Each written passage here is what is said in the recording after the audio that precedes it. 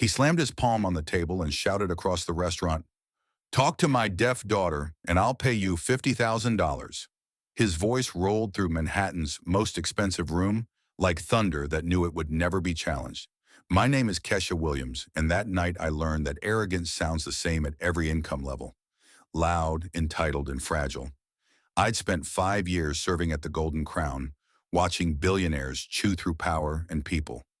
But that night, William Blackstone, one of New York's most ruthless real estate moguls, decided my shift was his stage. His daughter Emma, 16 and trembling, tried to stop him, hands signing fast, eyes wet. "Please stop," she pleaded silently. He didn't look at her. He looked at me. "When you fail," he said, "you'll admit that sign language is for losers who can't afford real solutions." He smirked. "And of course, you'll be fired." The laughter was low and rich, the kind that feeds on fear. I should have stayed quiet. I didn't. "I accept your challenge, Mr. Blackstone," I said. His smile widened. He thought I'd stepped into a trap. What he didn't know was that I'd walked into my moment. I set down the tray, wiped my palms, and turned toward Emma. Then my hands began to move. Fluent, fluid, fierce. Every sign was a defiance carved in air. "Hi, Emma. My name is Kesha. You're not alone tonight." Her eyes went wide. Her lips trembled. For the first time, someone was talking to her. Not about her. She told me she loved painting, that she watched ASL YouTubers in secret when her father was away, that he called her condition a flaw in the bloodline, that he forbade her from signing in public. Her hands were a storm of emotion. Mine answered with calm. "You are not broken. You are brilliant." The room had gone still. The predator was watching prey that suddenly had teeth. William stood up, red-faced. "Enough!" He pointed at me, veins sharp under the skin. "Stop filling her head with pity. She doesn't need acceptance. She needs to overcome." And that's when I said it. The sentence that broke the silence. I turned to Emma and signed, then translated out loud. "Tell your father the only thing you need to overcome is the shame he feels for you." The sound of knives dropping onto plates, the gasp that rippled through silk and diamonds. He'd humiliated senators, crushed mayors, made CEOs crawl, but never a waitress had told him the truth. He leaned close, eyes like glass. "Do you know who you're talking to? I own this restaurant. I own this block. With one call, I can end your career. With two, your life." I smiled calm. "Certain. Then I hope your phone's charged."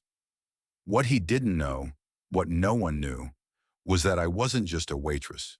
I was a civil rights attorney, working undercover for 5 years, documenting every illegal practice in that gilded cage. And that night, William Blackstone had volunteered for his own cross-examination. Minutes later, I found Emma crying in the restroom. She signed, "Am I really an embarrassment?" I told her the truth. "No, you're living proof that silence can be sacred, until the right person decides to break it." What she didn't know was that I'd grown up with a deaf sister. Her name was Ashley, and she died because a hospital refused to call an interpreter.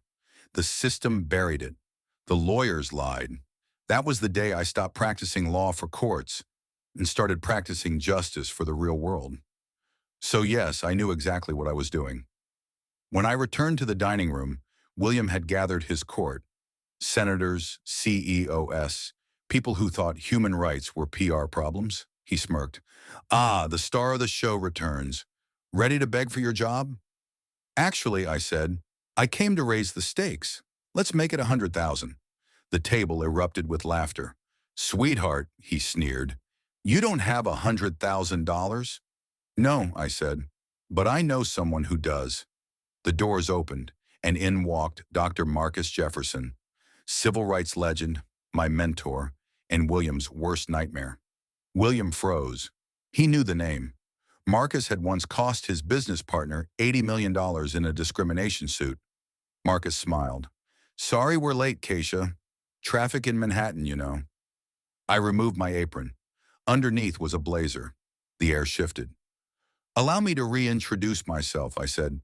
"Dr. Kesha Williams, Harvard Law School, Civil Rights Division, Jefferson and Associates, And for 5 years, I've been serving your table, collecting evidence. The laughter died. I laid my tablet on the table. 847 cases of racial discrimination, 312 labor violations, 156 inappropriate comments, 89 acts of harassment, all recorded, all time-stamped. William's face drained of color. "You can't, that's illegal," he sputtered. Marcus leaned forward. "Actually, in New York, only one party needs to consent to a recording, and she did." I pressed play. His own voice filled the restaurant. "We already have too many black people in the kitchen. Customers are starting to notice." Silence forks froze midair. Then I nodded toward the entrance. 2 federal agents walked in, badges gleaming. "Good evening," said Agent Thornfield, FBI, Hate Crimes Division. "I've been undercover here for 3 years, working with Dr. Williams." Every molecule of power left Williams' body: emails, blacklists, proof of a conspiracy between luxury businesses to keep problem employees, meaning anyone not white or obedient, from ever working again. And then came the recording from a party 6 months earlier. His voice again, drunk and hateful. "You give them an inch. They think they're equal. That's why I remind them they're replaceable." Even his allies looked away. Emma stood up. Her hands moved with a grace that cut deeper than any lawyer could. She signed, "I'm ashamed to share your name, but I'm proud of her. I translated for everyone to hear." He looked at her, and for the first time in his life, William Blackstone had nothing left to say. Agents cuffed him quietly. Marcus read out the charges: systemic discrimination, civil rights violations, conspiracy to blacklist. The restaurant's gold walls reflected his fall in high definition. I watched him go. Not as a victor, but as a witness. 5 years of silence had ended in a single night of truth. 6 months later, the Golden Crown had changed hands. Posters of our investigation decorated the walls. Justice was served here. Agent Thornfield, no longer undercover, trained corporations nationwide on equality compliance. William lived alone in Queens, bankrupt and forgotten. Even taxi drivers refused his name. But Emma, she was thriving. At 17, she was a student leader at an elite deaf academy. Her videos about disability pride had millions of followers. She told me once, "My father tried to make me ashamed of being deaf. You taught me it's my superpower." She'd started the Williams Blackstone Foundation for Deaf Justice, using her family's fortune to fight the discrimination he once enforced. And when she turned 18, she changed her last name. She chose mine. I still visit the restaurant sometimes, not as staff, but as a speaker.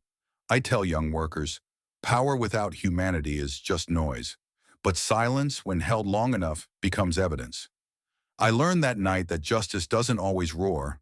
Sometimes it signs. Sometimes it serves dinner with a side of truth. And sometimes it just waits, patiently, until arrogance writes its own confession, because the best revenge isn't destroying your enemy. It's building a world where they can never exist again.